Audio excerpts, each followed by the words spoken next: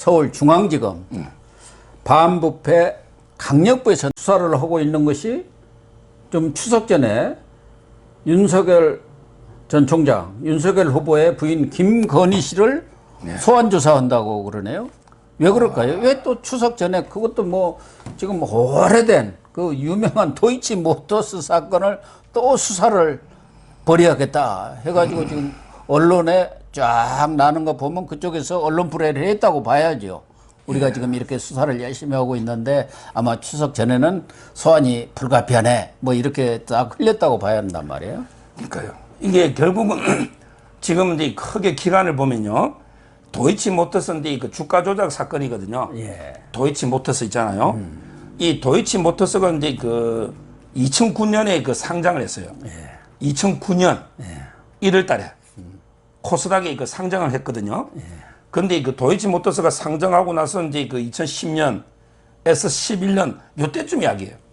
이미 지금부터 10년이 다 지났죠. 그러네요. 2010년 11년쯤에 약간 이게 주가가 이제 크게 올랐다가 좀 떨어지고 급등하다 보니 이게 그 주가 조작, 시세 조작 혐의가 있는 게 아니냐.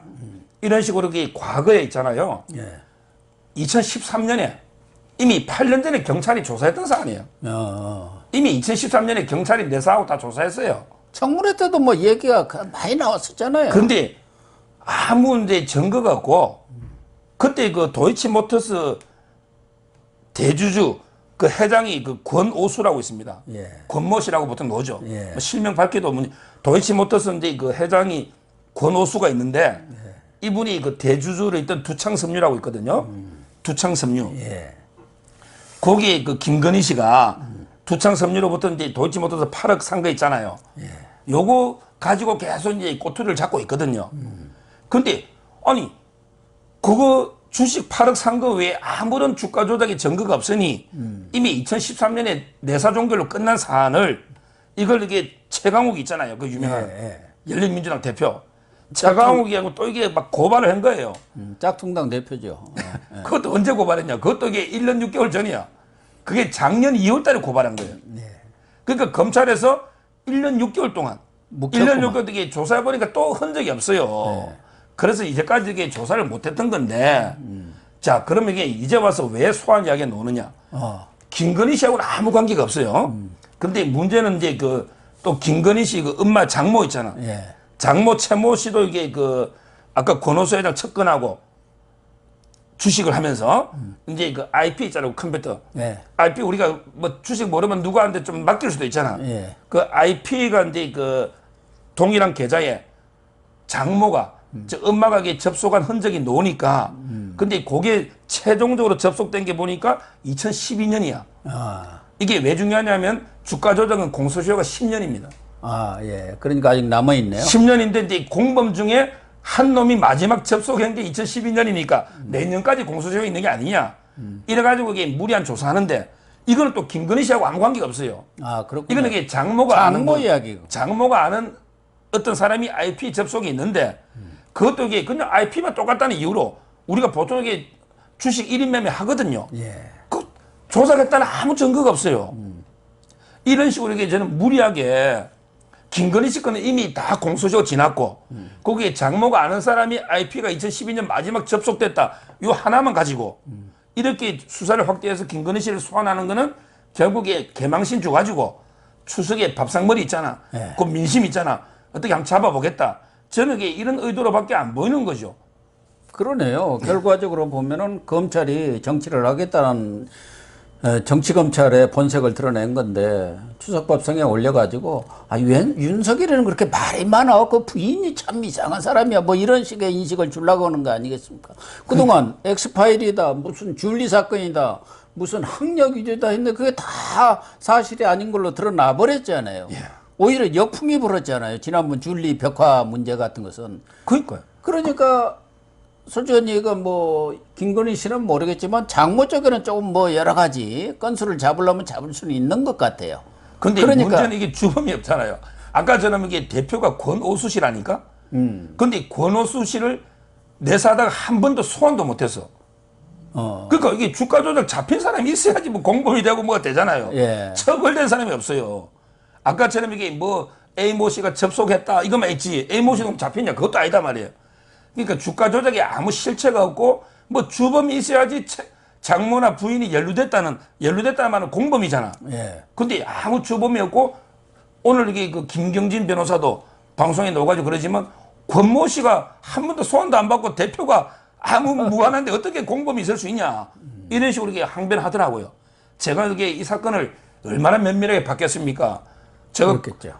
왜 제가 야당 때 윤석열 총장이 그때 여당 때 총장 임명할 때 제가 얼마나 그 윤 총장 이게 뒷조사를 많이 했겠습니까? 그때는 낙마식이 되니까. 예. 그때 제가 이제 이명박 박근혜 다 변호인 아닙니까? 예. 국민의힘 소속이니까. 예. 저도 이게 다 상가격부터 다 봤거든요. 예. 근데 가장 결정적인 거는 아무런 주범이 없어요. 권모 씨도 조사를 안 받았다니까. 근데 뭐 그러니까 공범이 이게 뭐 접속돼봤자 누구 다른 주범이 있어야지 이게 전체적인 그림이 그리잖아요. 예. 이거는 제가 보기엔 망신주의 수사로 저는 봅니다. 저 2019년 전시 기획 그 사건은 아무리 털어봐도 뭐 안 나오는 모양이죠. 이 얘기는 이제 쏙 들어가 버렸죠. 그거는 이게 수사 우스운 거죠. 그건 언론사가 협찬 받는 거고. 아니 아무리 그래도 총장 되다 보면 뭐 협찬이 몇 개 늘 수도 있죠. 그건 우리나라 사회가 인지상정이잖아. 그게 뭐 언론사가 받아간 건데 그게 제가 되겠습니까? 그러니까요. 그건 아무리 탈탈 털어도 안 나오니까 또 도이치모터스 사건 그것도 김건희 씨가 아니고 장모 건으로 최모 씨 건으로 이걸 어떻게 또 해가지고 밥상머리에 올려보려고 장난을 치는 것 같아요. 그렇습니다. 결국은 박범계가 치는 거 아니겠습니까? 또 이것은 김호수가 지금 총장인지 검찰총장인지도 모르는데 이 사건이나 이런 것은 전에 추미애가 무슨 수사지휘권 내려가지고 이정수 서울중앙지검장이 전적으로 지휘를 하고 있죠. 그렇습니다. 지금 이게 라인이 이정수고요. 예. 그다음에 고검장이 이승윤입니다. 그러니까. 그러니까 이게 말이 됩니까? 이게 이정수하고 이승윤이가 이게 라인으로 이게 조사하고 있는 거고요. 근데 이 문제는요. 이 문제는 이게 좌파들 막 계속 공개하는 게 아니고요. 우리 우파 내에서도 반윤석열 세력이 있잖아. 지금 경선 중이니까 홍준표나 최재형 뭐 있잖아. 그렇죠. 예. 이쪽에서 오히려 제가 여기 방송 전에 들었더니 몇 명이 전화 왔어요. 야, 속보가 김건희 소환된다고 떴는데 이제 윤석열 끝난 거 아니냐? 이거는 이게 우리 우파 내에서도 이런 식으로 하면 안 돼요. 저도 이게 뭐 윤석열을 정책적으로 비판할 수도 있고 박근혜, 이명박 수사 비판할 수도 있는데 이거는 이게 좌파들의 공작이단 말이에요. 이거는 아무 증거가 제가 법조인으로서 뭐 윤석열 지지 이하를 떠나서 이거는 이게 잘못된 정말 이게 그 정치 검찰 있잖아. 권력의 그 충견들, 애완견들 있잖아요. 이 사람들에게 정권 눈치 봐가지고 망신 주는 이런 게 수사입니다. 절대 기소 어렵습니다. 따라서 저는 이런데 우리 우파들까지 놀아나서는 안 된다. 이 말씀 드려요. 지난번 뭐 엑스파일 사건도 있었습니다만은 그 당시도 송영길 민주당 대표가 그 경선되면은 홍준표, 하태경 그런 사람들이 가만히 있겠느냐 해가지고 뭔가 그쪽에서 자료가 갔는지 어쩐지는 모르겠지만 자료를 갖고 있는 것처럼 이렇게 얘기를 했어요. 그리고 또 경선이 이제 본격화 되다 보면은 지금 뭐 민주당도 그렇습니다만은 온갖 것 있는 것 없는 것 끄집어내 갖고 이제 공격을 할 수밖에 없지 않겠습니까? 1위 후보를 다 이제 공격하게 되는데 뭐 검증은 저는 철저히 해야 된다고 보지만 없는 사실을 가지고 맡아도 흑색선전으로 판을 뒤집으려 하면은 설사 그렇게 해서 이겼다 한들 뭐 유승민이가 이기든 누가 이기든 간에 원희룡 그러면 대선에 이기겠습니까? 좀 페어 플레이를 해야 하지 않겠나 그런 생각이 들어요. 그렇습니다. 결국요. 결국이 좌파들은 자기들끼리 이렇게 치워받고 싸우다가도요. 우리 우파하고 이렇게 전면전이 벌어지고 이럴 때는 또 단합하는 게 있거든요. 근데 우리 우파들은 끝까지 우리끼리 못 잡아가지고 자중질환으로 이렇게 싸우는 게 너무 심해서 그런 것 같아요. 왜 우파들은 그런지 모르겠어요. 여기도 뭐 제가 정치인은 잘 안 부릅니다만은 김병준 씨 부르면은 그 노무현 꼬봉을 왜 불렀나 또 그래요. 그분이 이제는 벌써 이쪽에 와 있지 않습니까? 비대위원장까지 하신 분은 이재호 씨 분은 그 MB 꼬봉 아니야? 그래가지고 누구를 부르면은 전부 서로 그냥 디스하고 그래요. 참 이해를 못 하겠대요. 그래서 제가 항상 하는 말이요. 우리가 이게 우파 후보가 뭐 12분 있잖아요. 아무리 이게 자기가 지지하지 않고 이런 후보도요. 저는 이게 좌파 후보 1위보다 나아요. 우리 우파 후보 중에 좌파 후보보다 못한 분 한 분도 없어요. 따라서 지금은요. 뭐 저희가 근데 이재명이든 뭐 좌파 쪽의 공격에는 전 싸움에 전면적으로 이게 힘을 합쳐야 되고요. 우파끼리 이게 선의 경쟁하는 건 좋아요. 그렇지만 이게 그 최종적으로는 단결돼 가지고 하나된 모습으로 나가야 되는데 너무 이게 저희끼리 자꾸 이게 자중질환 이런 게 적정 분열이 되면요. 정권 교체 쉽지 않기 때문에 저는 서로 이게 저희끼리 비판에는 좀 자제할 필요가 있다. 이래 봅니다. 뭐 마지막으로 이 박범계 뭐 좀 한마디 코멘트를 우리 서 변호사님이 아프게 해줘야 하지 않겠나. 뭐 얼마 전에 그 아프가니스탄 그쪽에서 조력자들이 한 370여 명 왔지 않습니까? 그 11시간, 12시간 온 사람들을 붙잡고 인천공항에 나가서 무슨 어린이들한테 인형 나눠준다 해가지고 그런 퍼포먼스 행사를 벌이고 거기에 기자들이 안 온다고 기자들 쫓아낸다 취재 강요를 하는 것까지 좋았는데 그 다음날은 또 차관이 그 진천 인제 연수원 그 사람들이 이제 머무는 거 그 앞에서 그 비 오는 날 그 사람들한테 무슨 환영사가 필요하며 거기에 앞으로 대책이나 그런 것은 마이크로 하면 되지. 차관실 비서관이 뒤에서 무릎 꿇고 그 우산 받쳐주고 하는 참 황제 의전 때문에 논란을 빚었지 않습니까? 이게 말이 되느냐 이게.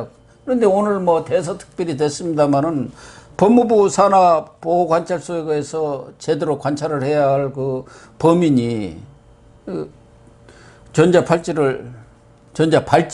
그걸 끊고 사람을 2명이나 죽이는 사건이 벌어졌지 않습니까? 박범계는 이것에 대해서 기자들이 물으니까 잊지 맙시다 하고 들어가 버렸다고 그랬대요. 이게 말이 돼? 지금 이게 그 차관부터요. 차관은 한마디로 제가 평가하면 이게 그 이용구스럽다. 예. 이 차관이 이용구하고 걸어온 길이 똑같아요. 강성국 차관이잖아요. 예. 강성국. 1966년생 연수원 20기인데요. 목포에 태어난 목포고등학교 고대법대 나왔어요. 목포고등학교 고대법대. 근데 판사를 쭉 했어요. 우리법 연구회부터. 그러니까 이용구 쭉 따라서 판사도 하다가 그다음에 법무부의 법무실장 있잖아요. 예. 이용구도 똑같죠. 네. 그다음에 이용구 물러나고 차관까지 왔잖아. 하는 짓이 이용구하고 똑같은 거예요. 이용구도 술 취해가 깨니까 택시기사 때려 패가지고 증거인멸한다고 다 삭제해달라 그랬잖아요. 이 강성국이를 어떤 분이 박사님도 그러면 황제 의전했잖아. 황제도 이렇게 안 합니다. 제가 북한의 황제 김정은이도 우선 직접 들어요. 미국의 황제 트럼프도 우선 직접 들어요. 러시아의 푸틴도 직접 들어요. 이거는 이게 황제도 이렇게 안 해요. 정말 이게 더 못한 저는 우선 갑질이다. 강성국이는 이용구스럽다. 옛날 그 이집트 같은 거 보면 노예들이 뭐 무릎 꿇고 뭐 이렇게 하고 그런 건 내가 본 것 같습니다. 노예들. 그러면 이게 노예 의전이네. 그러니까 전체적으로 이게 그러면 그 법무부 직원들도 다 보고 있었잖아요. 그렇죠. 그러면 이게 법무부가 저는 문제는 이걸 보고 한마디로 이 법무부는 조국스럽고 추미애스럽고 박범계스러운 이게 법무부의 잘못된 문화입니다. 이게 조국 추미애 박범계 이 법무부 잘못된 문화인데요. 진짜 이게 필요한 데는 안 보입니다. 그때 동부구치소에 코로나 1000명 육박했는데 장관이 갔습니까? 그러니까 안 갔죠. 뒤늦게 갔죠. 그러니까요. 처음에 총리가 가니까 이제 자기도 뛰어간 거죠. 그리고 전자발찌도 이게 이야기했지만 이게 실형 전과만 8개 있는 분이에요. 분이 아니죠. 놈이죠. 예, 14범인가 되대요. 실형만. 실형만. 그러니까 실제 사는 거. 전과는 더 많고. 근데 어떻게 했습니까? 등록도 제대로 안 돼 있었잖아요. 이게 이렇게 할 일을 안 하고요. 근데 생생나는 데는 박범계가 얼마나 나섰냐 하면 이분이 그 아프간 그 입국자 있죠. 예. 거기에 딱 그 이제 수석 관련돼 박범계가 인형을 하나씩 나눠주는 거 봐. 야, 그 기자들 보고 피곤한데 이리 빨리 오고 취재라고. 원래 기자들이 딴 데는 있었거든요. 아니 아프가니스탄 그 사람들 들어오는 거 취재를 해야지 박범계 인형 나눠준 것을 왜 취재를 하겠습니까? 그러니까 기자들 보고 이리 불러오라고 생생나는 거 하고요. 안 오니까 그러면 당신들 저 내보내겠다고 막 강화보고 그랬지 않습니까? 그러니까 그리고 이게 옛날에 보면 그 한명숙이 뭐 감찰 아무 내용도 없는 걸 브리핑할 때 박범계가 나타나고요. 제일 웃기는 게 이재용 가석방 있잖아. 이런 것도 이게 박범계가 막 마이크 들고, 야, 저는 정말 이게 그 자기가 안 나서도 될 때는 온갖 이게 생생나는 데는 나서고, 진짜 이게 책임지고 가서 해결하고 현안 있잖아. 이런 데는 안 나서고, 이걸 딱 보니까 딱 생각나서 하나 있잖아. 그게 바로 문재인이잖아.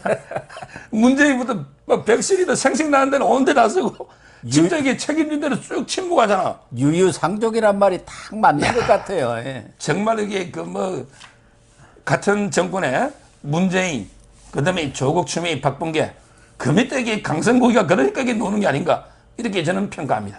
네, 시청자 여러분, 오늘 서정욱 변호사님이 정말 시원하게 이렇게 논평을 해 주셨습니다.